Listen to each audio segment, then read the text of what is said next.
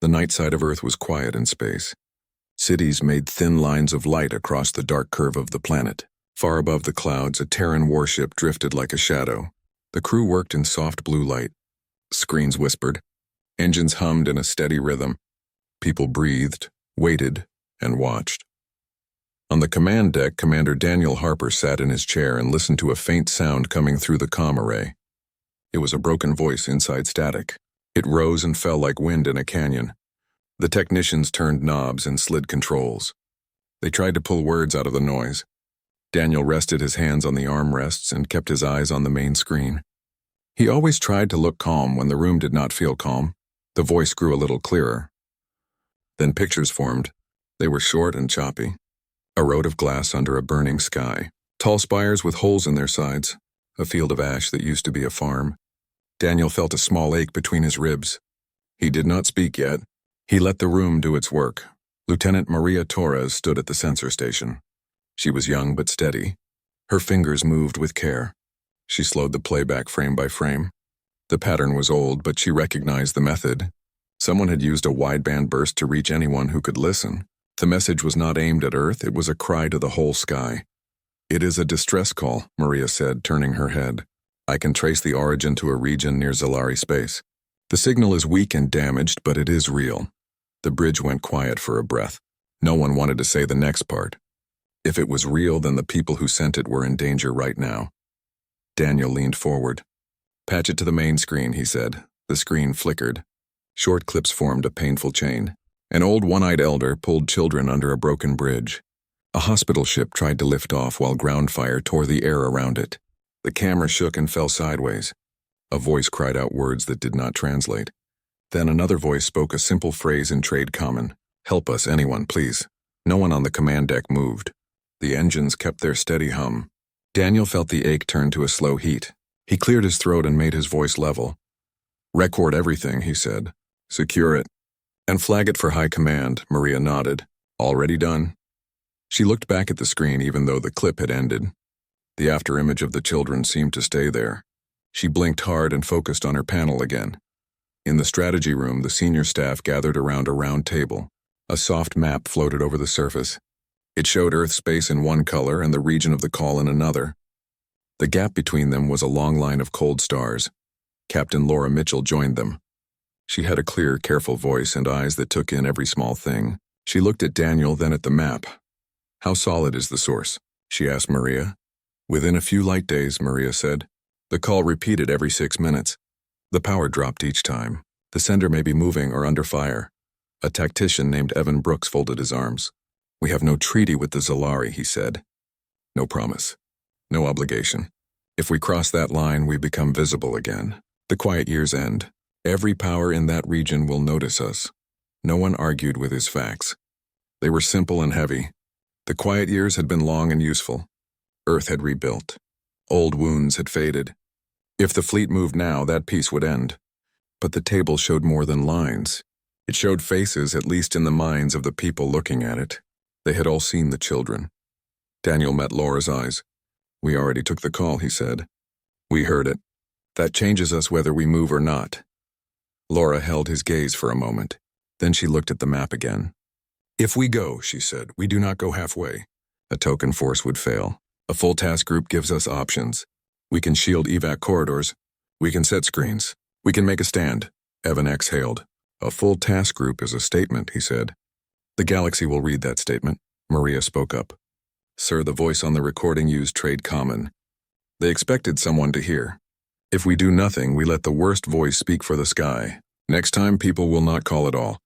The room went still again. Outside the hull, orbital lights drifted by like slow snow. Daniel thought of a small farmhouse on the plains where he had grown up. He remembered a storm that had torn the roof off the neighbor's house. He remembered how his father had put on his boots in the dark and gone out with a ladder and rope. No one had asked. He had just gone. He had said, "If someone is calling, you go." Daniel looked at the table. "We will recommend deployment," he said. "Not for conquest. Not for tribute. We go to block the blades, move food, move people, and hold the line. If we must fight, we fight. If we can save, we save." They sent the packet to High Command with full data and a clear plan. While they waited, the ship held quiet drills. Teams checked med bays and stacked blankets, water bricks, and field tents. Pilots ran pre-flight checks. A young pilot named Alex Carter sat in his starfighter and listened to the soft clicks of the system test. He ran a hand over the worn patch on his sleeve. It showed a simple emblem, a hand reaching down to lift another hand. He liked the emblem. It was easy to understand. In the wardroom, meals came and went. People spoke in low voices. Some joked to push the fear away. Some cleaned their forks very slowly like they had all the time in the world. Maria ate a small bowl of soup and set the spoon down with care. She did not feel hungry, but she made herself eat. She had learned to keep the body steady even when the mind was busy. Daniel walked through the room and nodded to people, and they nodded back. It was a quiet pact. We see each other. We keep each other balanced. The reply from High Command arrived at last. It was short. It approved the plan with minor changes. It assigned 2 more carriers and a line of destroyers to the mission. It gave the name of the task group and the commander. Daniel read the name and felt his shoulders settle. The commander would be him. He did not smile. He just took a slow breath and felt the weight, and the shape of that weight fit him. Orders poured out. Docks lit up. Supply lines flowed like rivers. Tugs pushed crates the size of buildings through shafts of light. Armor plates clanged. Fuel hissed. The shipyards looked like cities made of motion. On the flight deck, Alex ran one more check. His crew chief, a calm woman named Riley Shaw, tapped the nose of the craft with her knuckles. "She is ready," Riley said. Alex nodded. He looked through the canopy at a sliver of Earth sky far below the gantry. He had only seen Earth from the ground a few times. He liked the way it looked from above. It was blue and patient. It did not tell him what to do. It just existed, and that was enough to fight for. In the medbay, a doctor named Erin Blake counted bandages and checked kits. She spoke with the med techs in a clear voice. "We will see burns. We will see shock. We will see fractures. We will see eyes that stare at nothing because they have seen too much. We will be gentle and fast. Keep your hands clean. Keep your minds clear." The techs nodded. They were ready to do a simple thing that is hard. Keep people alive. Before launch, Daniel called a short gathering on the hangar floor. The crew stood in lines between fighters and shuttles. Cargo nets hung from cranes. The air smelled like oil and ozone. Daniel did not climb a platform. He stood at ground level and spoke in the plain voice he used with friends. "You saw the message," he said. "You know why we go. We do not go to prove who we are to the galaxy. We go because people asked for help and we can help. That is enough. We will be careful. We will act with control. We will be strong when strength is needed, and soft when soft hands are needed. We will hold each other up. That is the plan." No one cheered. They did not need to. They understood. They went back to their stations. The task group left Earth orbit at dawn over the Central Ocean. Sunlight reached across the hulls and made long blades of gold. Engines warmed the dark. Tiny streaks of ice drifted from the edges of the ships and turned to mist. The fleet pointed toward the black line where day met night, and then slipped into the path that bent space. Inside the ship, the change felt like a soft step into a deeper room. Lights shifted. The hum of the engines changed pitch. Maria watched the star map. The dots that marked their ships moved along a clear lane. She checked the comm beacons they had dropped like breadcrumbs. If they had to run, they could follow the same line back. During the long stretch, crews rested in turns. Some wrote short notes to family and friends. They did not write drama. They wrote small things. "Save me a seat. Keep the plant on the window ledge watered. Eat the cookies in the jar before they go stale." Small words hold people together when the big words are too sharp. Daniel sat in his small office and watched the distress clip again. He made himself watch it slowly. He looked for details. A street sign in a language he did not know. The color of the smoke where it crossed a river. The angle of a crater wall. These things might tell him where to put a ship. They might tell him where to send a shuttle. He paused the clip when the camera slid under the bridge. He stared at the elder who held the children close. He said out loud very softly, "We are coming." It was not a promise to the galaxy. It was a promise to himself. Laura walked in without knocking because he had told her to always do that. She stood beside him and watched the same frame. "We are not late yet," she said. "We can still change this picture." Yes, Daniel said. She pointed at the cracked road and the shadow line. Here and here, she said, I think the fleet hung in orbit above the green planet with the blue lakes. From space it looked calm. The scars on the surface did not show at this distance, only thin smoke that curled into the air like dark threads. Inside the ships the calm was thin. Crews worked with careful speed, checking every system, every line of supply, every path to the ground.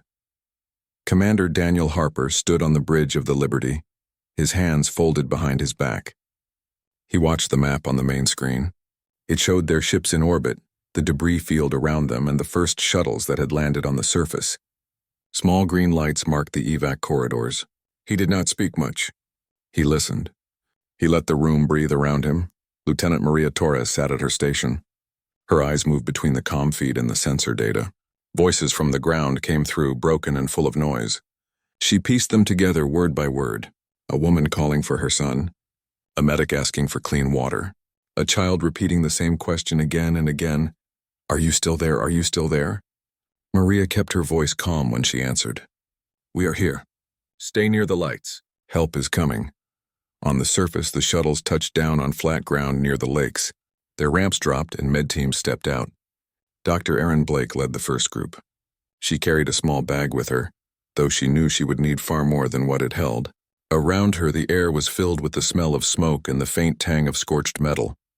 People came out of hiding slowly, eyes wide, faces thin. Some carried others on makeshift stretchers. Some carried nothing, only hope that someone could help them.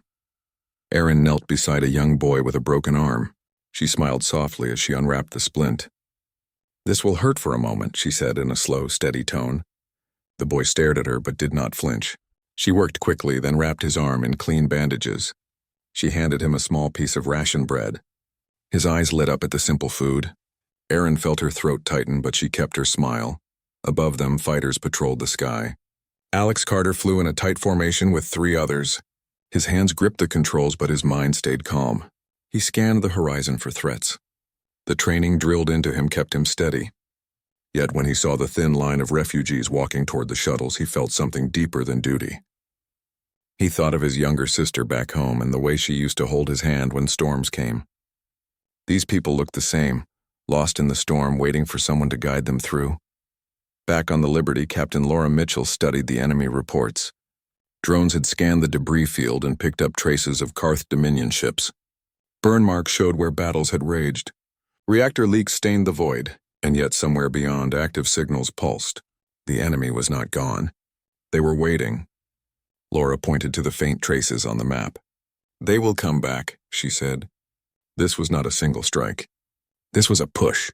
We must hold here longer than we planned. Daniel listened and nodded. We hold, he said. If they return, we fight. But our first duty is to shield the evac. No matter what comes, hours stretched. More shuttles went down, more wounded came up. Cargo bays filled with rows of stretchers. Med bays overflowed with the injured. Still, the crews worked with steady hands. Riley Shaw, the crew chief, helped unload supplies. She moved crates of water and packs of blankets, sweat on her forehead, muscles aching, but she never slowed. She thought of her own children back on Earth. She pictured their small hands, and that picture gave her strength. In the wardroom, pilots rotated through for short meals. Alex sat with his helmet on the table and a cold drink in his hands. Across from him, another pilot, Mark Daniels, spoke quietly. I saw them down there, Mark said. They looked at me like I was something more than a soldier. Like I was a promise, Alex nodded. That's what we are now. A promise. They ate in silence for a while. Then the alert sounded. On the bridge, Maria's sensors lit up. She leaned forward, her heart quickening. Multiple contacts inbound, she reported. Vector from the far side of the system. Karth signatures. At least 2 cruisers, possibly more. The room shifted into clean motion. Orders went out. Screens lit up. Fighters launched from carriers. Drones unfolded their wings. Destroyers slid into formation. Daniel's voice cut through the noise, calm and clear. We hold the corridor. Shields up. Weapons free. No ship breaks the line. In the sky above the planet, Alex's fighters snapped into a new course. He saw the enemy ships on his screen, dark shapes cutting through the void, weapons glowing. He tightened his grip. His squadron leader's voice came through. Stay tight. Cover the shuttles. Strike when you see the gap. The first blast lit up the void. Energy fire arced across the space between fleets. Drones flashed and spun apart. Human railguns thundered back, their rounds cutting through enemy shields. The battle began in full. On the surface, Erin Blake shielded her patience as the ground shook from blasts above. She looked up and saw streaks of light burning through the sky. She knelt closer to the children and whispered, "Stay down, stay close. They will not break through. We are here." Her words were soft but carried the weight of truth. On the bridge of the Liberty, Daniel watched the fight unfold. He saw enemy cruisers pressing hard. He saw human destroyers forming a wall. He saw fighters darting like sparks. And he saw the corridor still open, still alive. He leaned toward Maria. "Patch me to the fleet," he said, his voice carried through every ship, every fighter. "This is Harper. You know why we are here. You know what waits below us. Hold the line. Do not falter. We do not fight for glory. We fight so children can breathe under safe skies again." "That is enough," the crews answered, not with words, but with action. Guns roared louder. Shields held longer. Fighters dove with sharper angles. Alex cut across the enemy line, firing in short bursts. His craft shook, but he pressed on. He saw one of the cruisers tilt as its shields failed. Human fire poured into its side until it broke apart in a silent bloom. Laura Mitchell directed the carriers with cold focus. "Shift horizon left. Bring the drones around. Keep the evac path clear." Her eyes never left the map. She knew every dot was a life. She treated each one as if it were her own. The enemy pressed harder, sending waves of smaller ships. They tried to break through, to reach the surface, to strike the helpless. But every time they pushed, the Terran fleet met them. It was not easy. Ships cracked, shields flickered, alarms screamed. Yet the line held. Hours later, the Karth ships began to pull back. Their formation broke, their engines flared, and they slipped into the void, leaving wreckage behind. A long silence followed. The crews did not cheer. They exhaled. They checked systems. They counted ships. They marked the lost and the saved. On the surface, Erin Blake wiped sweat from her brow. She looked at the lake, where shuttles still landed and lifted off. Refugees still moved toward the lights. The fight had not stopped the work. That gave her strength. Back on the Liberty, Maria leaned back in her chair, exhausted but alert. She looked at Daniel. "We held," she said. Daniel nodded. His eyes were tired but steady. "We held," he said. Then he looked back at the screen, where green lights marked the living corridors of hope. The war was not over. More would come. But for now, for this day, the call had been answered, and humanity had shown the galaxy what it meant to stand firm. The wreckage of battle drifted in space like a broken crown. Pieces of Karth cruisers floated beside fragments of drones and shattered rail slugs. The Terran fleet held steady, forming a protective ring above the planet. Inside the ships, crews worked in silence, repairing damage and counting losses. They did not rest long. Everyone knew the enemy would return. Commander Daniel Harper walked the bridge of the Liberty with slow, steady steps. His eyes moved over each station, each officer. He said little, but his presence made the crew hold their focus. He looked at the map on the main screen. It showed their surviving ships, the shuttles still lifting refugees, and the growing pattern of safe zones on the planet. Green dots spread slowly across the surface. It was fragile, but it was life. Lieutenant Maria Torres rubbed her tired eyes and leaned closer to her panel. Signals poured in, calls from med shuttles, warnings from fighters, whispers of fear from civilians. She sorted them, answered them, and sent what she could to the right hands. A child on the surface asked if the sky was safe yet. Maria's voice softened as she replied, "It is safer now. Stay close to the others. Look for the lights. We will not leave you." On the ground, Dr. Erin Blake worked without pause. Her med team had turned a broken warehouse into a field hospital. Cots lined the floor. Small lamps flickered. People filled every space. Erin moved from one patient to the next. She set broken bones, cleaned burns, and gave water to those too weak to stand. Her hands were stained, her back ached, but she did not stop. She told herself that every small act mattered. Every bandage tied, every sip of water given, was a victory. Outside the warehouse, the shuttles came and went. Crew Chief Riley Shaw oversaw the unloading of supplies. She barked orders, her voice sharp but steady. Her team carried crates of medicine, food, and blankets. The refugees watched them with wide eyes. Riley paused once to hand a small child a blanket. The child clutched it tightly, as if it were the most valuable treasure in the world. Above, Alex Carter flew another patrol.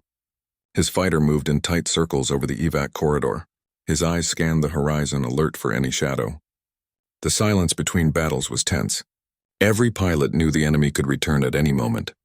Alex's radio clicked with the calm voice of his squadron leader. "Stay sharp. Do not relax. The fight is not finished," Alex answered with a short, "Understood." But in his heart he whispered to himself, "We will hold." Captain Laura Mitchell stood in the strategy room aboard the Horizon, another Terran carrier. Her eyes were fixed on the incoming reports. Drone scouts had pushed farther into the system. Their data showed faint signs of more Karth forces gathering at the edge of the region. Laura knew what it meant. The enemy was regrouping. They had lost one battle, but they would not stop. They wanted to crush the Zalari colony and anyone who stood in their way.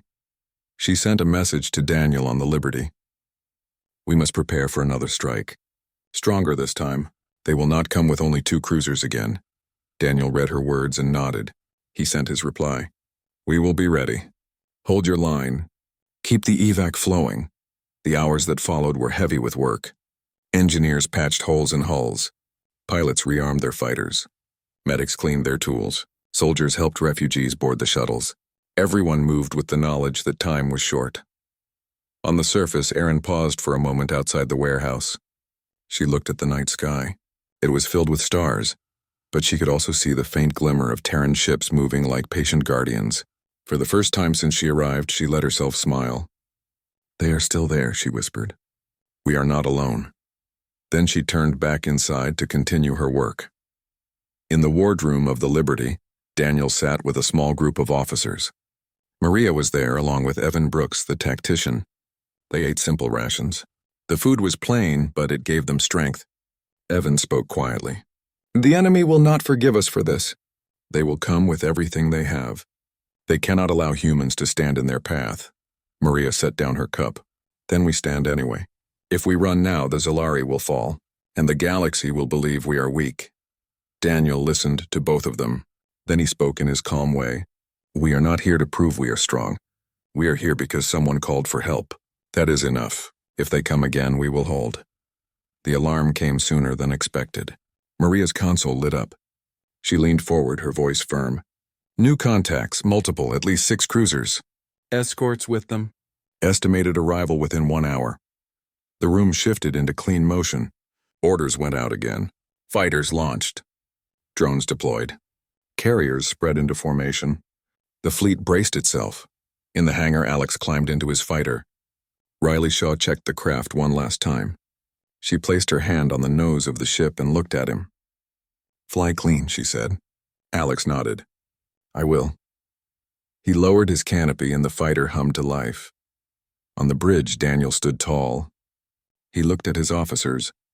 "This will be harder than before. We cannot let them through. Not one ship reaches the surface. Hold your lines.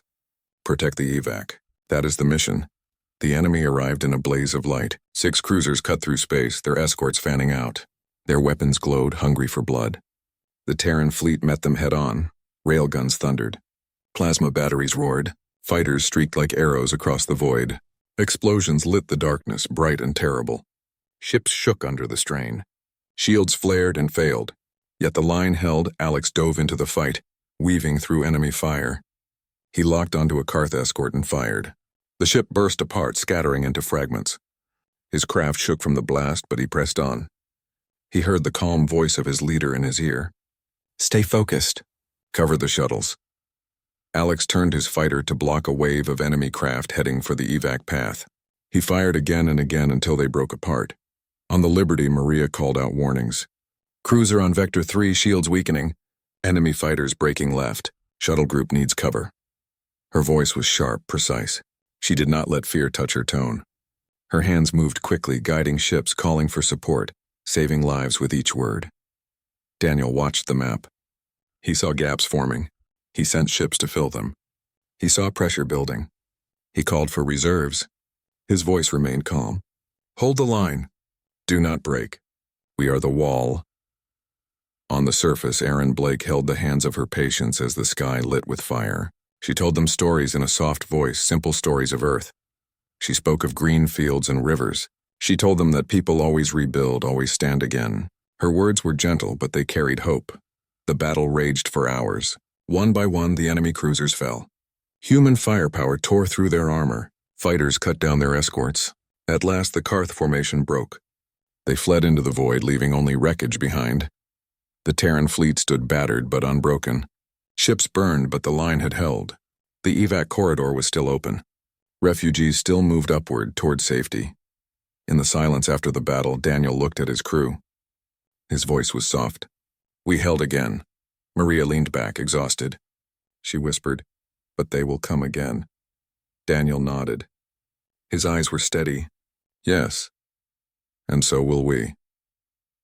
Above the green planet, the Terran fleet shone like a shield in the night. The galaxy was watching, and it was learning what it meant when humanity answered a call for help. The Terran fleet floated in orbit, scarred from battle but still strong. Fires burned inside damaged hulls, and repair crews moved like ants across the surfaces of the ships. Yet the line above the Zalari colony still held. Shuttles continued to rise and fall, carrying refugees to safety. The people on the ground looked up and saw the lights of human ships shining like guardians in the sky. Commander Daniel Harper stood on the bridge of the Liberty, staring at the map. The enemy had struck twice, and twice they had been repelled. But Daniel knew this was not the end. The Karth Dominion had lost face, and their pride would not allow them to retreat for good. They would gather again, larger and angrier, and they would come back. He could feel it as surely as he could feel the hum of the ship beneath his feet. Lieutenant Maria Torres was pale but steady at her console. She had worked through both battles without pause, guiding shuttles, warning fighters, and calming refugees with her voice. Now she rubbed her tired eyes and leaned forward again as new signals reached her station. Some were thanks from rescued families. Some were cries for help from those still trapped in burning towns. She sorted them all with care, sending each to the right team. She knew that her voice was the one thing keeping some people alive. On the horizon, Captain Laura Mitchell studied reports from the scouts. Drones had pushed farther into the system, and what they found was troubling. A vast Karth fleet was gathering on the far edge of the sector. Dozens of cruisers, carriers, and support ships. It was not a raid. It was a war host. Laura sent the report to Daniel with a simple message. "They are coming in force. Prepare for the storm." Daniel read the words and closed his eyes for a moment. Then he called his officers together. They met in the strategy room, standing around the glowing map of the system. Evan Brooks, the tactician, spoke first. "If they bring their full host, we cannot win in open battle. They will outnumber us 5-1. Riley Shaw, still in her grease-stained uniform from the hangar, crossed her arms. "So we do not fight in open battle." "We make them bleed for every step. We hold the corridor and protect the evac. That is the mission." Laura's voice came over the comm link, calm but sharp. "We must think like hunters, not prey. We set traps. We use the wreckage around us. We force them into narrow lanes. We fight smart." Maria looked at Daniel. "Sir, what if the evac is not finished when they arrive?" Daniel's eyes were steady. "Then we keep the corridor open no matter the cost. No child is left behind." The room fell quiet. They all understood. The cost could be heavy. But no one argued. On the surface, Dr. Erin Blake pushed herself harder than ever. Her field hospital overflowed with patients. She moved from bed to bed, her hands never stopping. Burns, fractures, shock, fever, every kind of wound lay before her. Her voice was soft and steady. "You will be all right. We are here. You are not alone." Her medtechs followed her lead, working until their hands shook. Still, they did not stop. Outside, shuttles lifted more people every hour, but it was never enough. Too many still waited. At night, Erin stepped outside and looked at the sky. She saw the lights of battle-damaged Terran ships still circling above. She whispered a simple prayer of thanks, not for herself, but for the people who had come so far to help strangers. In the hangar, Alex Carter checked his fighter again. He had flown 2 battles already, but he felt no thought of rest. He moved through the pre-flight checks with Riley at his side. She slapped the hull lightly. "She's holding together," she said. Alex smiled faintly. "So am I." When the alarm sounded again, the fleet was ready. Maria's voice cut across the bridge. "Contacts incoming. Multiple, large formation. Estimated time to arrival 40 minutes. Daniel's voice was calm. "All ships to battle stations. Fighters launch. Drones in position. We hold the line. The fleet spread into formation. Carriers moved to the center. Destroyers formed the walls and drones scattered like seeds across the wreckage field. Mines were planted, hidden in the debris. The trap was set. The Karth fleet arrived like a storm. Cruisers, carriers, and swarms of fighters poured into the system. Their weapons burned bright. Their engines lit the void. The Terran line braced itself. The first clash shook the stars. Mines detonated, tearing holes in the enemy formation. Human railguns fired in perfect rhythm, striking weak points. Drones darted and cut, sacrificing themselves to blind the enemy sensors. Fighters dove in tight packs, hitting hard and fast before pulling away. Alex flew at the front of his squadron. His fighter shook with each maneuver, but his hands were steady. He fired bursts into enemy swarms, clearing paths for shuttles rising from the surface. He thought of the children he had seen boarding, clutching blankets, eyes wide. He whispered to himself, "Not one of you will be left behind." On the Liberty, Maria's voice was sharp and fast. "Shuttle 12 needs cover." Enemy fighters breaking through on the right flank. Cruiser on Vector 4 is about to breach. She guided ships into place, saving lives with every word. Daniel stood at the center, calm and firm. "Hold the line. No ship passes. Protect the corridor." His voice never wavered. The battle grew worse as the enemy pushed harder. A Terran destroyer took heavy fire and broke apart, but its last act was to ram an enemy cruiser, tearing both ships into fire.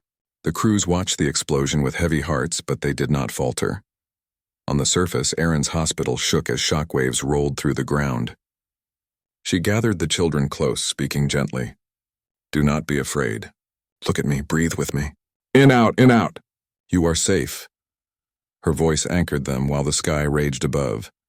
Laura Mitchell directed her carrier group with sharp precision. She used the debris field like a shield, pulling enemy ships into narrow traps where Terran guns tore them apart.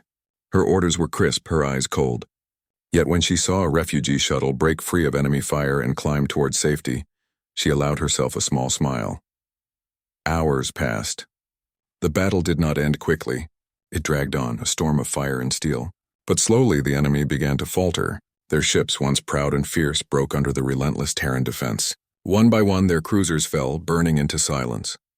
Their fighters scattered. Their carriers turned and fled into the void. The Terran fleet held again. The line was scarred, but it did not break. Refugee shuttles continued to rise, carrying the Zalari to safety. On the Liberty, Daniel let out a slow breath. "We held," he said softly. Maria leaned back, tears in her eyes. "We held," she repeated. Across the fleet, tired crews lowered their weapons and began repairs. They did not cheer. They were too weary for that. But inside each of them felt a quiet pride. They had stood for strangers. They had kept the corridor open. They had shown the galaxy that humanity did not run from storms. On the ground, Erin hugged a small child who had survived the chaos. The child whispered, "Are you leaving us?" Erin shook her head gently. "Not until you are safe." Above, the Terran fleet turned its battered hulls toward the stars, ready to fight again if needed. The war was not over, but the message was clear. When the galaxy called, humanity answered. And humanity did not back down. The war host of the Karth Dominion had been broken, but the Terran fleet did not rest. Their ships floated in orbit above the green planet, scarred but unyielding. Below, the Zalari colony was still in ruins. Fires smoldered in the forests and cities, but life had not ended. Refugees still lined up near the lakes, waiting for shuttles to lift them into the safety of orbit. The work was far from done. Commander Daniel Harper stood on the bridge of the Liberty, silent as he watched the map. His fleet had fought 3 battles and survived. Many ships were damaged, some lost, and the crews were exhausted. Yet the line still held. He turned his eyes toward the planet and thought of the promise he had made. No child left behind. Lieutenant Maria Torres sat at her console, pale with fatigue but still focused. Her headset buzzed with dozens of voices, each one crying out for help. Families begging for pickup, medics asking for supplies, pilots reporting their positions. She answered each in turn, her voice steady. "Stay near the lights. We will reach you. Hold on. Help is coming." Her words were like a thread keeping frightened hearts tied to hope. On the surface, Dr. Erin Blake moved through the crowded field hospital. She had not slept in 2 days. Her hands were blistered, her uniform stained, but she did not slow. She cleaned wounds, wrapped bandages, and gave water to the weak. Her med techs worked beside her, their faces drawn but determined. Outside, more shuttles landed, bringing in new waves of injured and frightened. Aaron spoke softly to each patient. "You will be safe. We will not leave you." In the hangar, Crew Chief Riley Shaw loaded crates of food and medicine onto shuttles. She worked until sweat soaked her uniform, her voice hoarse from shouting orders. Still, she kept moving. When she saw a child clutching a ragged toy, she knelt and pressed a clean blanket into the child's arms. "You'll be warm now," she whispered. The child nodded, eyes wide. Above, Alex Carter flew another patrol. His fighter had taken hits in the last battle, but Riley had patched it back together. He scanned the skies, searching for any sign of returning enemy ships. The silence felt heavy. He knew the Dominion might come back, but for now the sky was clear. He thought of the refugees boarding shuttles below and tightened his grip on the controls. "Not one left behind," he whispered. Captain Laura Mitchell sent a message from the horizon. "Scouts report the Dominion retreating farther out. They are regrouping, but it will take time. We have a window. We must finish the evacuation before they return." Daniel read her message and nodded. "Then we work faster. Push every shuttle, every ship. No delays." The fleet moved with renewed urgency. Shuttles flew in constant waves, carrying thousands from the surface. Cargo bays filled with frightened families. Med bays overflowed, but crews kept working. Engineers repaired ships even while in motion. The Terran fleet bent under the weight of the mission but did not break. In the strategy room, Daniel stood with Evan Brooks and Maria. The map showed progress. Green dots spread across the planet where evac zones had been cleared. Red dots showed danger zones still burning. Evan pointed to the map. "If the Dominion returns with their full force, we will not hold again." "We must finish in the next 2 days," Maria nodded. "We can do it. But every shuttle must run without pause. No breakdowns, no delays." Daniel placed his hand on the table. "Then we make sure it happens. The galaxy will not remember how tired we were. It will remember whether we kept our promise." On the surface, Erin worked through the night. She walked among the wounded, checking each one. When a young Zalari woman grabbed her hand and whispered, "Why do you help us? You are not of our people." Erin smiled softly. "Because you called, and we answered. That is enough." The woman's eyes filled with tears. She held Erin's hand tightly as if afraid to let go. Erin stayed with her until she drifted into sleep. In the hangar, Riley Shaw slumped against a crate for a moment of rest. Alex walked past, helmet under his arm. He paused and looked at her. "You need sleep," he said. Riley shook her head. "Later. Too many still waiting." Alex wanted to argue, but he knew she would not stop. Instead, he placed a ration bar in her hand. "Eat this at least." Riley gave him a tired smile. "Deal." The evacuation stretched into its final hours. The last groups of refugees gathered near the lakes, their faces drawn with fear and hope. Shuttles landed one after another, lifting them into the sky. Above, fighters flew constant patrols watching for the enemy. Every second mattered. Then, as the final wave began, Maria's console lit up with warning. "Contacts detected," she said sharply. "Dominion ships entering the system. Smaller force this time, but fast." Daniel's heart tightened. "How long?" 30 minutes. Daniel's voice was steady. "All ships to stations. Fighters launch. We finish the evac, no matter what. Hold them off until the last shuttle is clear." The fleet moved again into battle formation. Alex climbed into his fighter, heart pounding. Riley slapped the hull. "Bring it back," she said. Alex nodded. "I will." The Dominion ships arrived in a blaze of fire. Smaller than before, but fast and fierce. They raced toward the planet, hoping to strike the last shuttles. The Terran fleet met them head-on. Railguns fired. Plasma beams lit the void. Fighters streaked across the sky. The battle was sharp and brutal. Alex darted through enemy fire, protecting the shuttles as they rose. He fired burst after burst, clearing the path. His fighter shook, alarms blaring, but he refused to fall back. "Not one left behind," he whispered again. On the surface, Erin guided the last patients onto shuttles. She stayed until the final child was aboard. Then she climbed the ramp herself, exhausted but unbroken. As the shuttle lifted, she looked back at the ruined colony. Smoke rose from the ground, but she also saw the lights of Terran ships holding the sky. She whispered, "We made it." On the Liberty, Maria's voice was sharp. "Last shuttle clear. Evac complete." Daniel closed his eyes for a moment. Then he spoke. "All ships pull back. Keep formation. Protect the retreat. The fleet fought as it withdrew, shields glowing, guns firing. One by one, the shuttles reached the carriers. The refugees were safe. The mission was complete. At last, the Dominion ships broke off, unwilling to chase further. The Terran fleet slipped into faster-than-light corridors, carrying the survivors with them. Silence fell inside the Liberty. Crew slumped in their seats, exhausted. Daniel looked at Maria, then at the map. The green dots were gone now, the planet empty. But the people lived. That was what mattered. When the fleet returned to Earth space, the refugees looked out at the blue planet below. They had lost their homes, but they had been saved. The galaxy watched in silence as the story spread. Humanity had revealed itself at last, not as conquerors, but as protectors. On the bridge, Daniel spoke softly to his crew. They called, and we answered. Remember that. Remember what it means. Maria smiled faintly, though her eyes were wet. We kept the promise. Alex stood in the hangar looking at his patched fighter. Riley leaned beside him, too tired to speak. They both knew they had been part of something larger than themselves. Erin walked among the refugees, checking each one, her hands still gentle despite the endless work. Laura stood on her carrier, silent but proud. The war with the Dominion was not over. More battles would come. But the galaxy would never forget the day Earth's fleet rose from silence to answer a call for help. And from that day forward, humanity's name carried a new weight among the stars. The ones who held the line when no one else would,